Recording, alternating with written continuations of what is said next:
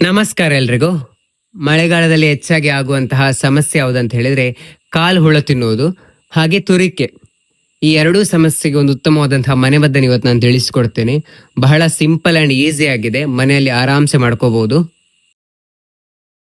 ನೀವಿಲ್ಲಿ ನೋಡ್ತಿರ್ಬೋದು, ಈ ಗಿಡವನ್ನ ನಾವು ಮರಸುತ್ತು ಬಳ್ಳಿ, ಎಂಜಿರ್ ಬಳ್ಳಿ ಅಂತ ಕರಿತೇವೆ. ಇದರ ಒಂದು ಹಿಡಿಯಷ್ಟು ಎಲೆಗಳನ್ನು ಕೊಯ್ದು ನೀರಿನಲ್ಲಿ ಚೆನ್ನಾಗಿ ತೊಳೆದು ನಂತರ ಸ್ವಲ್ಪ ಕಲ್ಲಿನಿಂದ ಅದನ್ನ ಜಜ್ಜಿಕೊಳ್ಬೇಕು.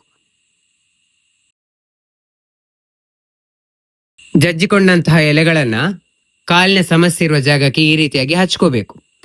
ಇದನ್ನ ರಾತ್ರಿ ಹೊತ್ತು ಹಚ್ಕೋಬೇಕು. ಇದರಲ್ಲಿರುವಂತಹ ರಸ, ಈ ಎಲೆಯಲ್ಲಿರುವಂತಹ ರಸ ಚೆನ್ನಾಗಿ ಕಾಲಿಗೆ ಹೀರ್ಕೋಬೇಕು. ಹೀರ್ಕೊಂಡಾಗ ಮಾತ್ರ ಕಾಲು ಹುಳ ತಿನ್ನುವ ಸಮಸ್ಯೆ ಇರ್ಬೋದು ಅಥವಾ ತುರಿಕೆ ಬೇಗನೆ ಕಡಿಮೆ ಆಗ್ತದೆ. ಉತ್ತಮವಾದಂತಹ ಮನೆಮದ್ದು ಇದು, ಟ್ರೈ ಮಾಡಿ ನೋಡಿ. ಇದೇ ತರದ ವಿಡಿಯೋಸ್ಗಳಿಗಾಗಿ call me Dhanu YouTube channel ಅನ್ನ ಸಬ್ಸ್ಕ್ರೈಬ್, ಲೈಕ್, ಶೇರ್ ಮಾಡಿ ಅಂತ ಹೇಳ್ತಾ ನೆಕ್ಸ್ಟ್ ವಿಡಿಯೋದಲ್ಲಿ ಬರ್ತೇನೆ. Thank you.